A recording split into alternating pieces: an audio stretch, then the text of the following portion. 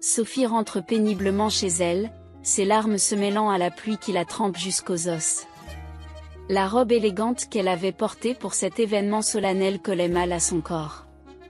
Des mèches de cheveux humides et sans vie s'étalent sur son visage. Étrangement, Sophie ne cherche pas à s'abriter de la pluie, elle s'en réjouit. Elle masquait ses larmes, les rendant indiscernables des gouttes de pluie. Comment lui, l'homme qu'elle avait toujours considéré comme le plus courageux, le plus fiable et le plus aimant, pouvait-il maintenant se cacher derrière le silence de son père pendant que sa mère déversait ses pensées malheureuses? Le voyage de retour de Sophie s'était déroulé dans le flou, le stress ayant le pouvoir de rendre inconscient. Elle réalise soudain qu'elle a parcouru environ 5 kilomètres. Elle ne pouvait pas rentrer chez elle dans cet état, sa mère allait poser des questions, s'inquiéter et devenir anxieuse. Cela pourrait même être dangereux pour Hélène, qui a un cœur fragile et qui a vu son état se dégrader récemment. S'occuper de sa mère est devenu une seconde nature pour Sophie, depuis son enfance. Elle a assisté à de nombreuses reprises aux crises cardiaques de sa mère, et même à des hospitalisations. N'ayant pas de parents sur qui compter, Sophie a souvent été confiée à des voisins pendant des jours ou des semaines. Un jour, elle a entendu sa mère avouer qu'on lui avait dit de ne pas avoir d'enfant, et lorsqu'elle s'en est enquise, sa mère l'a confirmé. Hélène a toujours assuré à sa fille qu'elle était le cadeau le plus précieux de sa vie, malgré ses problèmes de santé. Sophie se sent parfois coupable, croyant que les problèmes de santé de sa mère sont de sa faute, mais Hélène dissipe toujours cette idée. Sophie avait entendu parler de son père à travers les récits de sa mère.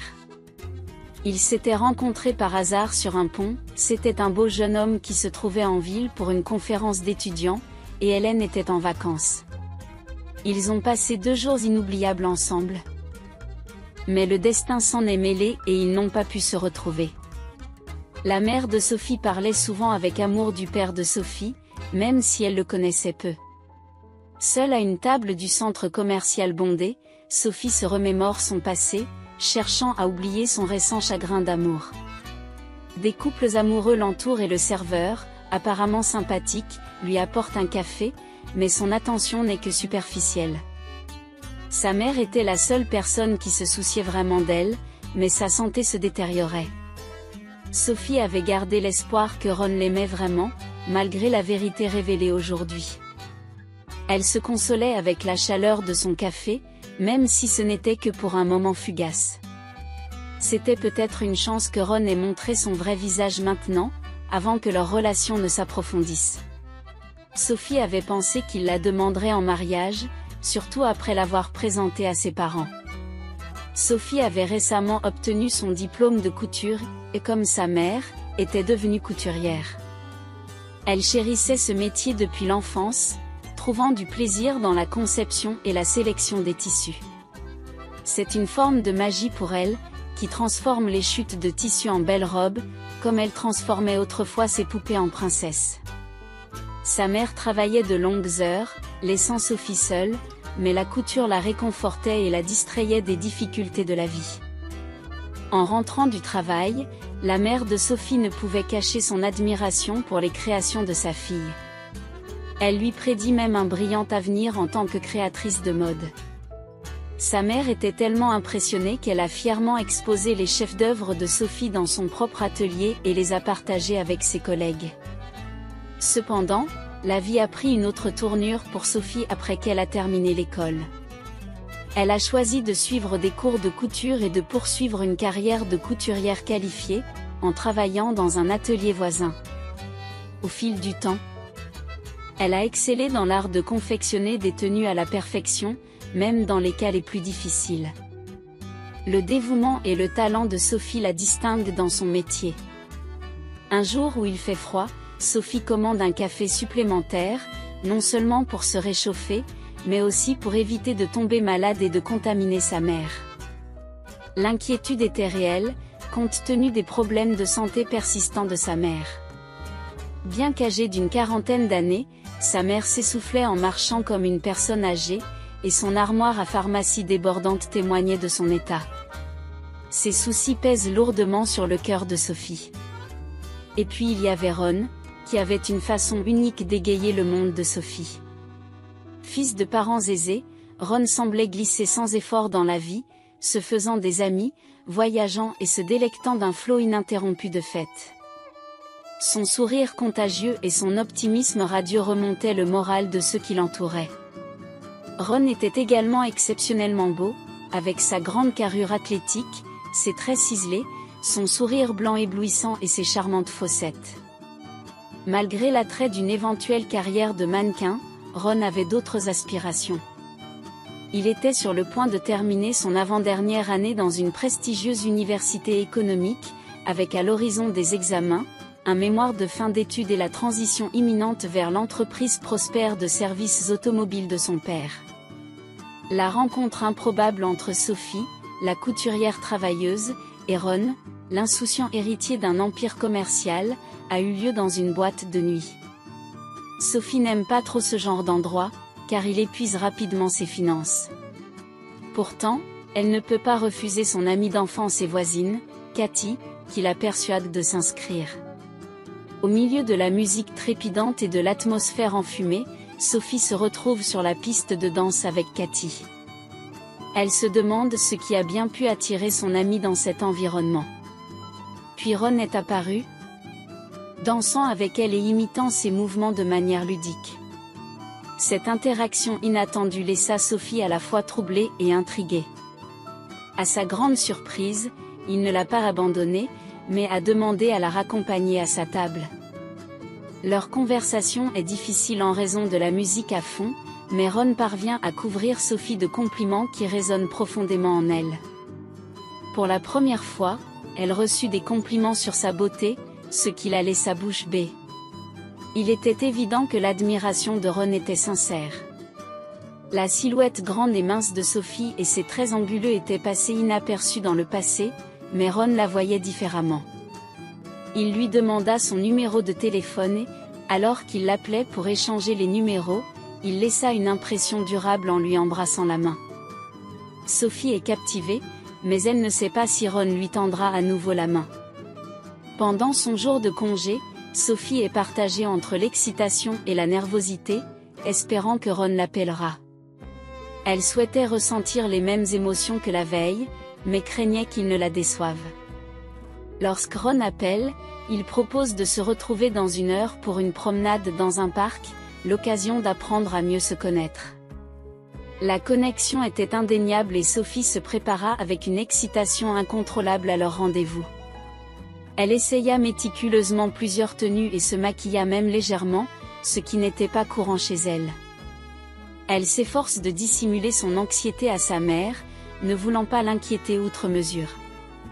Cependant, sa mère, avec un sourire complice, finit par remarquer ses efforts et lui demanda « Tu sors avec quelqu'un, je présume ? Je suis contente pour toi, mais sois prudente. » « Merci maman », Sophie la rassure. « Nous allons dans un endroit très fréquenté. » Elle omit de préciser qu'elle monterait dans la voiture d'une personne qui lui était presque totalement inconnue. Bien qu'elle ne puisse pas se porter garante du caractère de Ron, elle avait vu quelque chose dans ses yeux qui l'avait convaincue. Les voitures n'étaient pas le point fort de Sophie, mais lorsqu'elle vit l'opulente voiture de Ron, elle fut stupéfaite.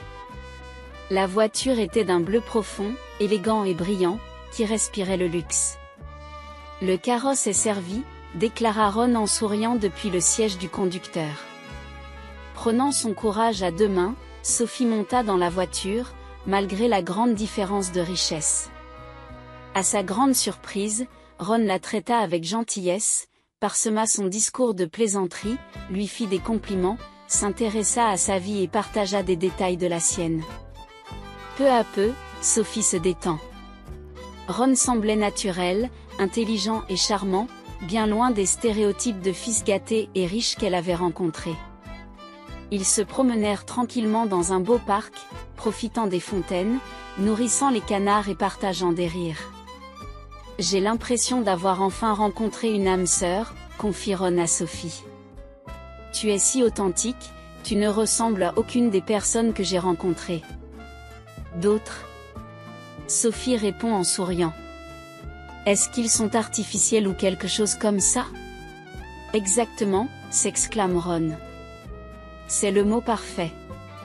La plupart des filles sont hautaines, exigeantes et inconstantes. Elles ne voient en moi qu'un portefeuille et un joli visage. Je le sens, mais avec toi, c'est tout à fait différent. Ces mots réchauffèrent le cœur de Sophie, ravie de savoir qu'elle était spéciale pour Ron, et non une parmi tant d'autres. Je ne peux que compatir avec toi, dit-elle en plaisantant. Je suppose que tu as fréquenté les mauvaises personnes. C'est vrai, dit Ron avec chaleur.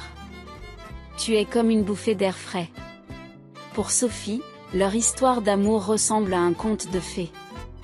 Ron ne cessait de la surprendre, de la couvrir de compliments et de lui faire découvrir des lieux fascinants et non conventionnels dont elle ne soupçonnait pas l'existence.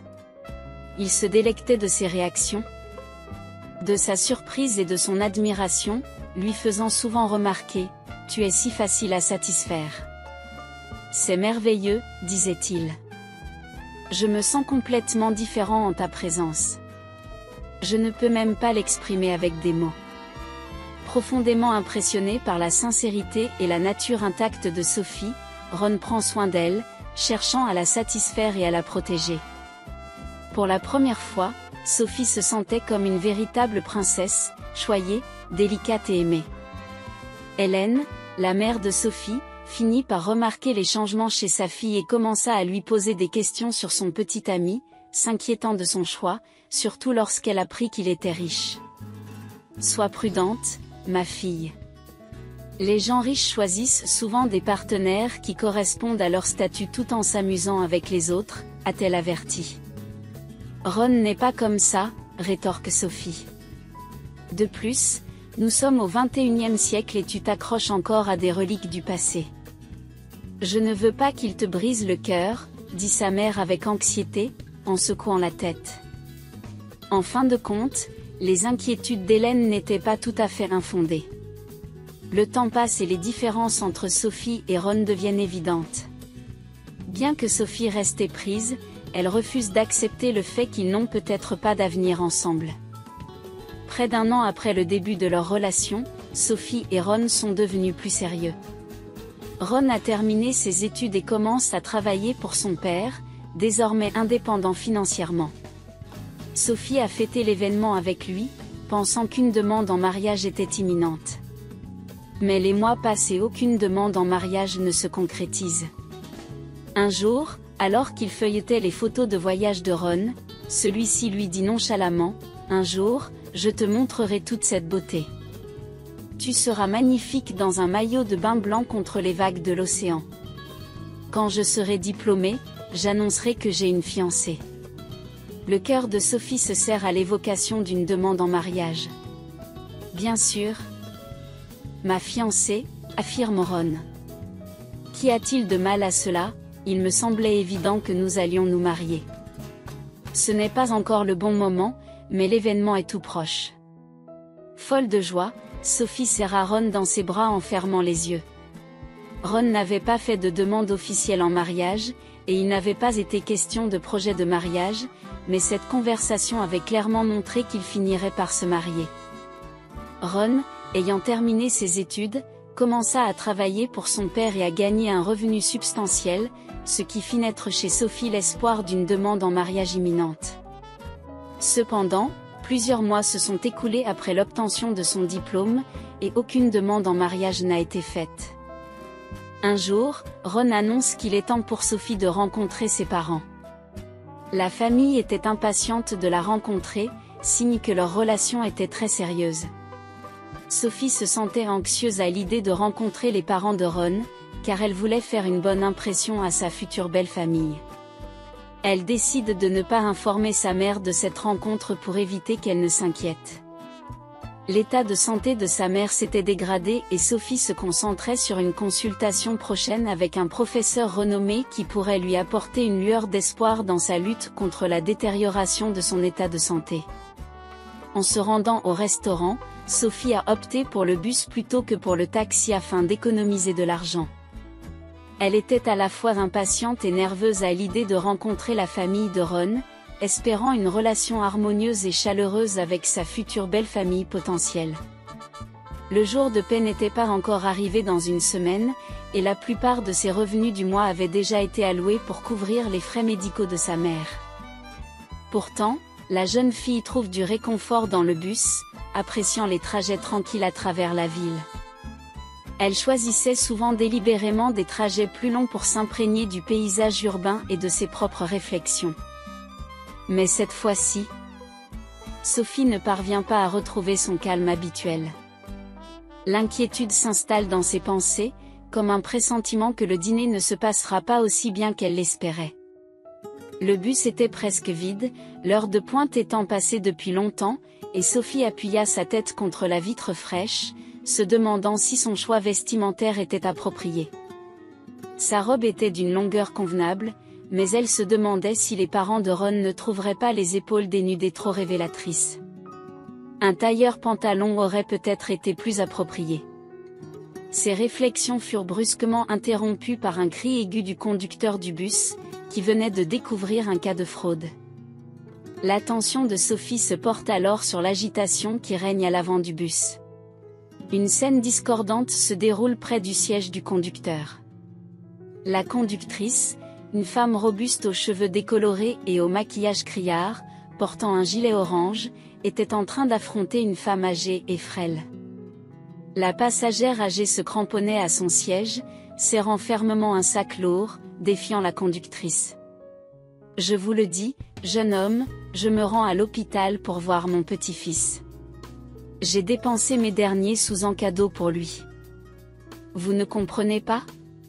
J'ai oublié de laisser de l'argent pour le billet. Est-ce une telle tragédie? Si je roule tranquillement pendant quelques arrêts, le bus est pratiquement vide, et s'il y a du monde, je laisserai ma place, qu'elle soit vide ou non. Ce ne sont pas vos affaires, a-t-elle déclaré. Le conducteur rétorque avec colère, insistant pour que la dame âgée paie le prix du billet ou descende. Sophie éprouve une profonde sympathie pour la dame âgée, qui était si désireuse de rendre visite à son petit-fils. Bien que le prix du billet ne soit pas très élevé, Sophie n'est pas riche, mais elle sait qu'elle peut donner un peu de monnaie pour une bonne action. « Je vais payer pour elle », dit Sophie en tendant quelques pièces. Le contrôleur jeta un regard dédaigneux à la dame âgée avant de donner un ticket à Sophie. Sophie tend le billet à la dame âgée et a l'intention de retourner s'asseoir. Mais la passagère reconnaissante lui attrape la main avec une poigne étonnamment forte. « Merci pour votre gentillesse, dit-elle avec ferveur. Je m'appelle Madame Looper. Ne me prenez pas pour une mendiante, j'ai une pension convenable. J'ai travaillé à l'usine toute ma vie. C'est juste qu'aujourd'hui, j'ai dépensé chaque centime. Donne-moi ton numéro de téléphone et je te transfère l'argent dès que possible. » Sophie est déconcertée par cette offre inattendue. Il semblait que Madame Looper était plutôt moderne pour une dame âgée, et qu'elle connaissait bien les services bancaires mobiles. « Non, non, ce n'est pas nécessaire, » insiste Sophie. Elles ont échangé quelques mots sur le chemin de l'hôpital, Madame Looper racontant des anecdotes sur son petit-fils, Douglas, un jeune homme digne d'éloge. L'inquiétude de la grand-mère était réelle, car il avait été hospitalisé à la suite d'un accident de voiture, et la vieille dame descendit à son arrêt. Sophie poursuit son chemin en silence, perdue dans ses pensées. L'ambiance opulente du restaurant augmenta l'impatience de Sophie lorsqu'elle aperçut la table où Ron et ses parents étaient assis. Ron l'accueillit avec un sourire, la prit dans ses bras et la complimenta sur son apparence, ce qui lui redonna le moral. Elle s'est toujours sentie en sécurité aux côtés de Ron. Il s'avéra que les parents de Ron étaient exactement comme Sophie les avait imaginés.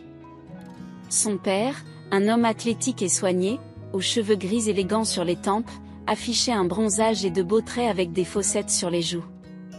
On voyait bien d'où Ron tenait son physique. La mère, elle aussi, était impeccablement soignée, comme si elle fréquentait les salons de beauté.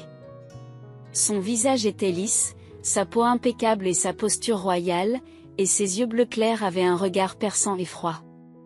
Lorsque Sophie la regarda, elle eut l'impression d'être plongée dans une eau glacée. À ce moment-là, elle comprit intuitivement tout, même si elle s'accrochait encore à une lueur d'espoir pour une issue positive. « Bonjour. Chère jeune fille », dit le père de Ron en saluant Sophie d'un signe de tête. « Bonsoir », répondit Sophie avec un sourire chaleureux. « Enfin, nous nous rencontrons. Ron ne tarit pas d'éloges sur vous. » La mère de Ron étira ses lèvres en un sourire poli, mais garda une attitude sérieuse et froide. Après les présentations, le serveur prit leur commande. Au début, ils discutèrent de sujets banals tels que la météo et les nouvelles de la ville. Sophie fait ses propres commentaires, essayant de participer activement à la conversation. Cependant, ces déclarations étaient souvent accueillies par des regards et des sourires significatifs de la part des parents de Ron. Ron observait attentivement leurs réactions, ressemblant à un petit enfant plutôt qu'à un adulte indépendant, un changement que Sophie n'appréciait pas particulièrement. « Parlez-nous un peu de vous », demanda la mère de Ron. Ron a l'air très sérieux à ton sujet. Il ne nous présente pas toutes ses petites amies, même si ce n'est pas la première fois que cela arrive. Ron a tendance à tomber amoureux facilement. Néanmoins, j'aimerais mieux vous connaître. La mention que ce n'est pas la première fois a piqué Sophie, laissant entendre qu'elle n'était pas unique, mais plutôt une parmi tant d'autres. Le ton de la mère de Ron était hostile et tranchant. Sophie commence à parler et les parents de Ron lui posent de temps en temps des questions sur sa famille, son travail et sa formation. Les réponses de la jeune fille suscitèrent une étrange réaction de leur part. Ils échangent des regards et sourient. C'était troublant. Ron resta assis en silence à côté de sa mère, ne faisant aucun effort pour détendre l'atmosphère ou soutenir sa petite amie. « Pourquoi l'école de couture ?» demande la mère de Ron. « Tu n'as probablement pas eu de bons résultats à l'école normale, sinon tu serais allé à l'université et tu aurais poursuivi dans un domaine plus prometteur, n'est-ce pas ?» Sophie laissa passer l'affront, reconnaissant la tentative de provocation de la dame. Elle excellait à l'école. Mais les circonstances de la vie l'avaient obligée à commencer à travailler plus tôt qu'elle ne l'avait prévu. Sa famille s'est retrouvée dans une situation financière précaire, mais elle choisit de ne pas divulguer cette information à ce moment-là. Pendant ce temps, la conversation avec les parents de Ron s'est dégradée. Ils posent des questions de plus en plus personnelles et font des remarques désagréables, donnant à Sophie l'impression qu'ils sont en train de la disséquer de l'intérieur. Alors que Sophie essayait de parler d'elle, elle ressentait une honte injustifiée à propos de son propre passé, même si elle n'avait fait de tort à personne. La mère de Bron semblait commenter tout ce que disait Sophie, lui donnant l'impression d'être une personne pauvre et intellectuellement limitée, n'ayant pas les moyens de faire des études supérieures. À leurs yeux, elle apparaissait comme une rêveuse paresseuse, espérant un sauveur fortuné pour résoudre ses problèmes de vie. Sophie réalise soudain, sous le regard sévère de la mère de Ron, qu'elle a mis tous ses espoirs dans l'aide de Ron pour le traitement de sa mère. Le silence inhabituel de Ron a été ressenti comme une trahison, car il n'a fait aucun effort pour la défendre, contrairement à son soutien et à ses encouragements habituels. Sophie a compris la douloureuse vérité que Ron et elle ne pourraient jamais avoir d'avenir ensemble, car ses parents ont clairement fait comprendre qu'ils ne la considéraient pas comme un bon parti. Ils voulaient montrer à leur unique héritier que Sophie, une fille vivant seule avec sa mère malade dans un appartement modeste tout en travaillant comme couturière, n'était pas à son niveau. Ron semblait avoir appris cette leçon trop bien, et il ne défierait pas les souhaits de ses parents, ce qui était tout à fait différent de son comportement habituel. Les larmes montèrent aux yeux de Sophie qui se demandait pourquoi elle devait subir ce traitement. Que avait-elle fait pour mériter un tel traitement? Résolue, elle se lève de son siège et dit « J'ai tout compris. Je dois partir. » Elle refuse de verser des larmes devant cette famille, bien décidée à ne pas leur donner satisfaction. Elle se dirige rapidement vers la sortie du restaurant, sans que personne ne tente de l'arrêter. Contre toute attente, elle garda l'espoir que Ron la poursuivrait, lui qui lui avait avoué son amour à de multiples reprises. Mais Ron est resté avec ses parents, laissant Sophie en larmes. Heureusement, une pluie battante masque ses larmes aux passants qui s'abritent sous les auvents pour attendre la fin de l'averse. Sophie continue de marcher, l'esprit en ébullition. Comment Ron a-t-il pu lui faire ça? Elle avait cru trouver l'âme sœur dès son plus jeune âge, avant de se rendre compte qu'elle s'était fait des illusions. Ron semblait s'intéresser à elle comme une fascination passagère, peut-être attiré par la nouveauté d'une fille humble qui n'avait jamais connu un monde brillant et excitant. Sophie était perdue dans ses pensées, assise dans un café, buvant une tasse de café après l'autre. Ses cheveux ont séché en formant de belles boucles et sa robe est presque entièrement sèche. Elle retrouva suffisamment de sang-froid pour faire face à sa mère, déterminée à faire comme si rien ne s'était passé. Bien que son cœur soit lourd, elle doit protéger sa mère, la seule personne au monde qu'il aime vraiment. De retour à la maison, Sophie se rendit directement à la salle de bain, où sa mère lui demanda « Tu t'es fait surprendre par la pluie ?» Sophie répond avec un sourire désinvolte « Oui, j'ai été complètement trempée. Je veux prendre une douche chaude pour ne pas tomber malade. » Sa mère propose de faire du thé, mais Sophie insiste pour s'en occuper elle-même.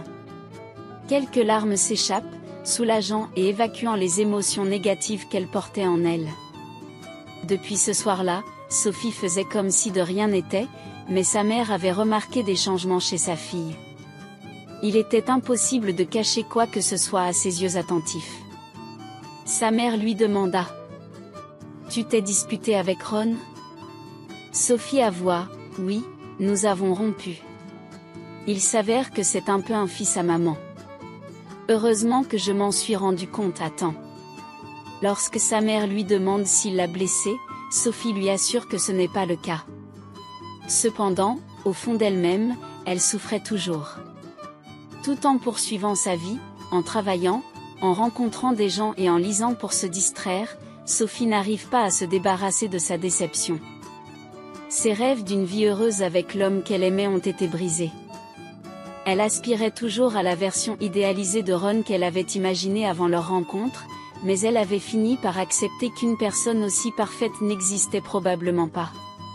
Le rendez-vous tant attendu avec le professeur arriva enfin et Sophie se rendit à la clinique avec sa mère. Le professeur, un homme grand et mince d'une cinquantaine d'années aux yeux bleus vifs, examine attentivement les antécédents médicaux et demande plusieurs examens complémentaires. Les procédures nécessaires ont été effectuées rapidement. Sophie a apprécié les soins attentifs, qui n'ont rien à voir avec ceux de la clinique locale. Le professeur se rend compte de la gravité de la situation et déclare « Je n'ai rien de bon à vous dire. Votre cœur est usé et fonctionne à peine. Les médicaments ne sont d'aucune utilité, nous devons procéder à une intervention chirurgicale. » Le professeur a exprimé sa frustration face à la situation, suggérant qu'il pourrait envisager plus tard une action en justice contre le médecin traitant de la patiente. Pour l'instant, l'attention se porte sur l'opération à venir. Le professeur a ensuite donné des détails sur l'opération. L'opération imminente était extrêmement complexe, une procédure que tous les chirurgiens cardiaques n'accepteraient pas d'entreprendre.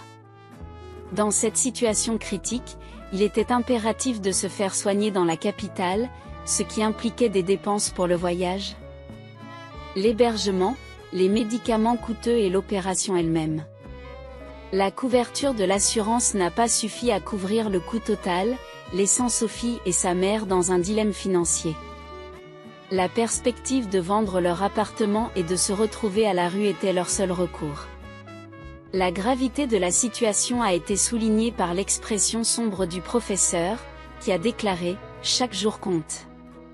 Il faut agir le plus vite possible. » Hélène, sa mère, a exprimé la question qui pesait lourdement sur son esprit, « Que se passera-t-il si je ne me fais pas opérer? Je ne vois pas où nous pourrions trouver cet argent. » La thérapie médicale est-elle une alternative? Malheureusement, la réponse du médecin fut décourageante, « Les médicaments ne suffisent pas, seule la chirurgie peut le faire. » De retour à la maison, mère et fille restent silencieuses, chacune perdue dans ses pensées. Sophie, confrontée à une décision redoutable, se demande si elle doit se battre contre le sort qui lui est réservé ou accepter son sort. Sa détermination l'a amenée à explorer toutes les possibilités d'aide. Elle s'est adressée à de nombreuses fondations caritatives dans l'espoir d'obtenir leur soutien, mais elle a reçu des réponses diverses. Certaines affirment qu'elle se concentre uniquement sur l'aide aux enfants malades, comme si les adultes confrontés à l'adversité n'avaient aucune envie de vivre. D'autres ont opposé de vagues refus sans donner d'explication. Seule une organisation a fait preuve de clarté. La voix à l'autre bout du fil a expliqué « Votre situation n'est pas assez convaincante ». Les gens ont tendance à sympathiser avec les jeunes enfants et à faire des dons pour leur cause, en aidant leur mère à ne pas devenir orpheline. Dans votre cas, votre mère est adulte, travaille et a déjà élevé sa fille. Les chances de recevoir une aide sont pratiquement inexistantes. Sophie a apprécié cette évaluation franche, qui l'a aidée à comprendre pourquoi d'autres fondations les avaient rejetées. Forte de cette triste réalité, Sophie suggère à sa mère, envisageons de baisser le prix de vente de l'appartement afin de trouver un acheteur plus rapidement. Sa mère, inquiète de l'incertitude du résultat de l'opération et de la perspective de perdre leur maison, soupire, nous ne savons même pas si l'opération sera un succès, et si nous vendons l'appartement, vous n'aurez plus d'endroit où vivre. Sophie a répondu avec insistance, non, maman, n'y pense même pas. Nous trouverons un moyen. Dès qu'elle en a l'occasion, Sophie se consacre à la recherche d'un emploi, prête à explorer toutes les voies possibles pour générer des revenus. Cependant, elle s'est rapidement rendue compte que cette approche n'était pas une solution viable. Il faudrait trop de temps pour trouver un emploi, travailler pendant plusieurs mois et demander un prêt. Le temps est un luxe qu'ils ne peuvent s'offrir, ce qui plonge Sophie dans le découragement. Elle pleure chaque jour dans la solitude, cachant ses larmes à sa mère, qui semble étrangement résignée à leur situation. Un jour, sans autre recours, Sophie fait un geste désespéré et compose le numéro de Ron. Cela faisait longtemps qu'ils n'avaient pas communiqué. Ron ne lui avait pas tendu la main, ne lui avait pas écrit et n'avait pas tenté de s'excuser pour leur dernière rencontre au restaurant.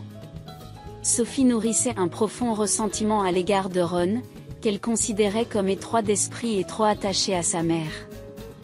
Elle avait même supprimé leurs photos communes pour éviter de revivre des souvenirs douloureux.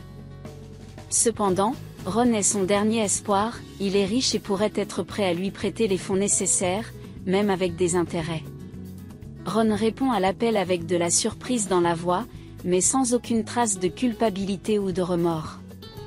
Il s'engagea avec Sophie comme s'ils étaient d'anciens camarades de classe en train de rattraper le temps perdu. « Bonjour, comment vas-tu » demanda-t-il poliment. Sophie, qui n'est pas dans son assiette. « Avoue, pas terrible. » Ron en tire immédiatement des conclusions. « J'espère que tu n'es pas en train de me raconter tes déboires sentimentaux. Je n'aime pas trop ce genre de choses. C'est du passé, allons de l'avant. » Sophie le rassura en lui disant que son appel n'avait rien à voir avec des griefs personnels, et elle commença à lui faire part de la situation désastreuse de sa mère. Ron écoute Sophie expliquer, « Ma mère est très malade et elle a besoin d'une opération du cœur. Le problème, c'est que c'est cher et que l'assurance ne couvre pas tout. Nous n'avons pas d'argent et je n'ai pas d'autre choix. » Ron ne semble pas impressionné et se moque même de la situation, ce qui blesse profondément Sophie. Elle lui rappelle son intention de rembourser le prêt et insiste sur l'urgence de l'état de sa mère. Mais Ron reste impassible et rejette son appel, insinuant qu'elle essaie de le manipuler pour obtenir un gain financier. Sophie est découragée par son manque d'empathie, estimant qu'il ne l'a pas comprise du tout au cours de leur relation. Néanmoins, elle se ressaisit et continue d'appeler Ron à l'aide, quitte à ravaler sa fierté. La réponse de Ron est sans appel, c'est une histoire déchirante. C'est une honte de voir un tel potentiel gâché. Tu pourrais écrire des romans ou jouer sur scène. Sophie tente de faire comprendre la gravité de sa situation et sa volonté de rembourser la dette. Pourtant, Ron reste sceptique. Il semblait avoir mal évalué le caractère et les motivations de Sophie, concluant que son appel était une tentative d'exploitation. Il en conclut que l'appel de Sophie était une tentative d'exploitation. « Ne m'appelle plus jamais », déclara Ron avant de mettre brusquement fin à l'appel. Les doigts de Sophie recomposèrent instinctivement le numéro de Ron à plusieurs reprises. Elle ne peut se défaire du sentiment qu'elle n'a pas réussi à faire comprendre la gravité de la situation. Sa détermination à s'expliquer plus clairement se renforça. Ron comprendrait sûrement. Mais la frustration monte lorsqu'elle se rend compte que Ron a bloqué son numéro. La dernière lueur d'espoir se dissipe, comme la rosée d'un matin d'été brûlant. Sophie ne sait plus où donner de la tête. Ron l'avait une fois de plus piétinée et humiliée. Il lui avait clairement fait comprendre qu'il la considérait comme un imposteur. Les larmes montèrent aux yeux de la jeune fille, et elle se trouva incapable de les réprimer. Ces derniers temps, elle a souvent pleuré, et maintenant elle se trouve à un arrêt de bus. L'absence d'autres personnes lui apportait un réconfort momentané. Elle se demandait comment les autres réagiraient face à une jeune femme qui sanglotait de façon incontrôlée. Sophie, impuissante et accablée, s'affale sur un banc et s'entoure de ses bras. Son corps est parcouru de tremblements incontrôlés, comme s'il s'agissait d'un début d'hystérie. Elle était épuisée par ses luttes incessantes, fatiguée d'être rejetée après avoir frappé à toutes les portes, et maintenant rejetée par Ron une fois de plus. Le plus pénible, c'est qu'elle ne pouvait pas soulager la souffrance de sa mère.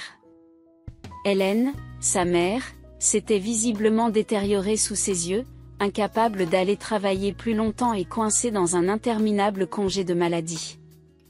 Son patron a même menacé de la licencier. Sans Sophie, sa mère irait beaucoup mieux. De grosses larmes coulent sur les joues de Sophie, qui a du mal à reprendre son souffle en essayant d'étouffer ses sanglots. Soudain, une voiture s'arrête devant elle. Sophie pense qu'il s'agit d'une personne qui se fait déposer à l'arrêt de bus, ce qui arrive souvent. Elle tente de se calmer, ne voulant pas déranger les occupants de la voiture. Mais ses efforts sont vains. La vitre du passager avant s'abaissa lentement, laissant apparaître un jeune homme un peu plus âgé que Sophie. Il la regarda d'un œil vif et gris, tandis qu'elle continuait à sangloter de manière incontrôlée. « Je savais que j'avais raison. Quelque chose n'allait pas chez elle. Je le voyais de loin, » dit la voix d'une personne âgée sur la banquette arrière. L'homme se tourne vers la personne invisible et hoche la tête distraitement. Puis son attention se porte à nouveau sur Sophie. « Et, jeune fille, qu'est-ce qui ne va pas ? Tu as besoin d'aide ?» demande-t-il. « Non » objecta Sophie, qui se sentait soudain gênée d'être assise là, en train de pleurer devant ces inconnus. Les gens s'étaient arrêtés à cause d'elle, et ils étaient probablement en route, peut-être pressés. Ne sois pas gêné. Si quelqu'un vous a fait du tort ou si quelque chose s'est passé, n'hésitez pas à le raconter, insiste l'homme. À ce moment-là, la porte arrière de la voiture s'ouvre et une femme âgée en sort. Elle est vêtue d'un tailleur pantalon clair et ses cheveux gris sont élégamment coiffés.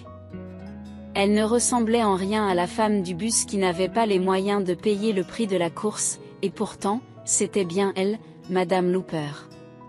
Sophie l'a reconnue, et la coïncidence de leur rencontre dans cette ville pas si petite la stupéfia.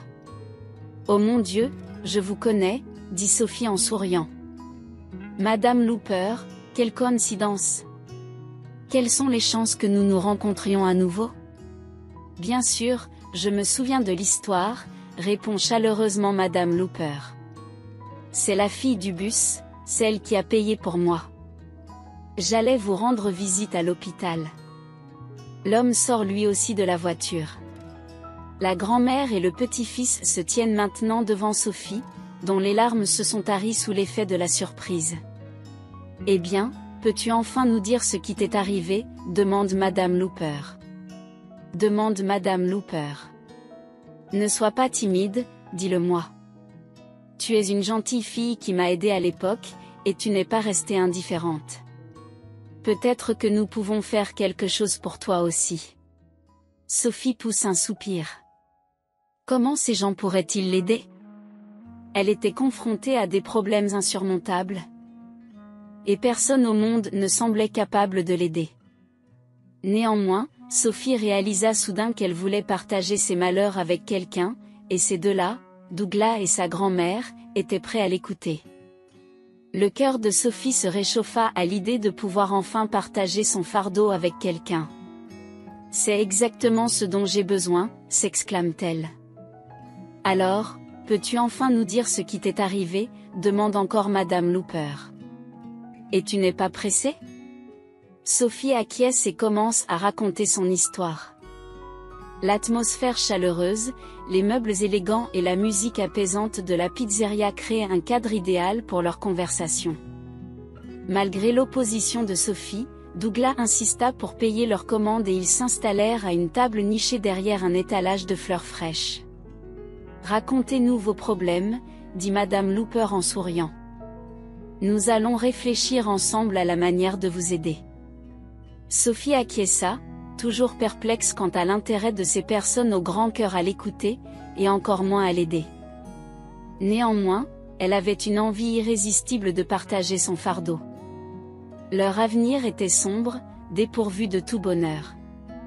Ils se préparaient à organiser le mariage de leur fils avec une femme convenable, mais il n'y aurait ni amour ni harmonie dans cette union. Cette perspective sombre trouble Sophie, qui a été témoin d'innombrables situations similaires. Douglas, observateur discret, n'a pas besoin de mots pour exprimer son empathie et sa compréhension. Sophie raconte sa rencontre avec un professeur respecté et l'urgence de l'opération coûteuse de sa mère. Le désespoir l'a poussée à explorer toutes les pistes, y compris celle de Ron, qui l'a accusée d'être une arnaqueuse. Les larmes lui montent aux yeux lorsqu'elle raconte cette rencontre. Une dame âgée dans le bus a consolé Sophie en traitant Ron d'imbécile qui manquait de compréhension. Elle a assuré Sophie qu'elle la considérait comme une personne authentique, honnête et modeste, ce qui contrastait fortement avec l'incapacité de Ron à reconnaître sa valeur. Sophie a admis qu'elle n'était pas en mesure d'obtenir les fonds nécessaires. Tandis que Madame Looper réconforte Sophie, Douglas contemple leur situation en silence. Il finit par demander « De combien d'argent s'agit-il » Sophie fournit des chiffres stupéfiants, laissant Douglas surpris. Sophie explique que l'opération peut être obtenue gratuitement, mais qu'il faudra attendre près d'un an, un temps que sa mère n'a pas. Douglas propose alors généreusement de verser la somme nécessaire au traitement de sa mère. Madame Looper est fière de la gentillesse de son petit-fils, tandis que Sophie est déconcertée par sa générosité.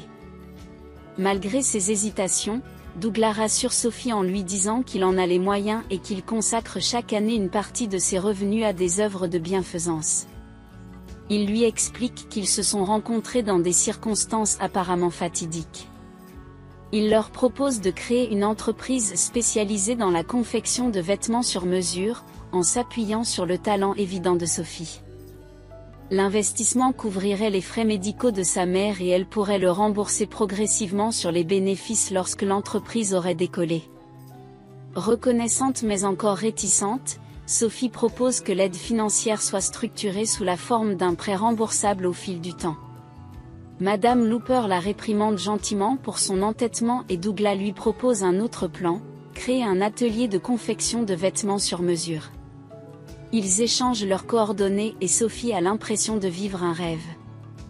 Les changements dans sa vie étaient presque trop beaux pour être vrais. L'histoire se poursuit, la mère de Sophie reçoit les soins médicaux nécessaires et Douglas veille à tous les détails. Alors qu'ils voyagent ensemble pour leur travail, Sophie ne peut s'empêcher de tomber amoureuse de lui, même si elle suppose qu'il a une partenaire idéale en tête. Elle pensait que ce partenaire idéal serait quelqu'un avec un physique de mannequin. Un cœur pur et des manières impeccables, ce qui la ferait se sentir inadéquate en comparaison. Sophie nourrit le secret espoir qu'un jour Douglas la considérera comme plus qu'une amie. Mais ce rêve lui semble lointain et inaccessible. Pendant 2 semaines, la mère de Sophie se rétablit à l'hôpital après une intervention chirurgicale importante, et pendant ce temps, Sophie se consacre aux soins de sa mère. Chaque jour, elle lui apporte de petits gestes de réconfort et des mots d'encouragement. Le médecin leur a assuré que l'opération avait été un succès, faisant même un commentaire amusé sur le fait que la patiente avait attrapé de justesse le dernier train en partance. Au moment où Sophie en avait le plus besoin, Douglas et sa grand-mère sont arrivés, apportant leur soutien et leur aide en temps voulu. La grand-mère de Douglas est restée une source constante de soutien et d'inquiétude. Elle s'enquiert de la santé de la mère de Sophie, partage le soulagement de la jeune fille devant les signes d'amélioration et suggère généreusement des endroits à explorer en ville pendant les moments libres de Sophie. C'était une perspective excitante pour Sophie, qui n'était jamais allée dans la capitale auparavant. Douglas s'efforce lui aussi de rester en contact, bien que leur conversation tourne essentiellement autour de questions professionnelles. Il est préoccupé par la création d'une nouvelle entreprise, dont Sophie doit être la directrice et la conceptrice en chef. Cette responsabilité suscite chez Sophie un mélange d'excitation et d'inquiétude. Peut-elle assumer ce rôle ? Elle avait un réel talent pour concevoir et coudre de nouvelles créations de mode. C'était l'occasion rêvée de gagner sa vie en faisant ce qu'elle aimait, quelque chose qui l'inspirait vraiment.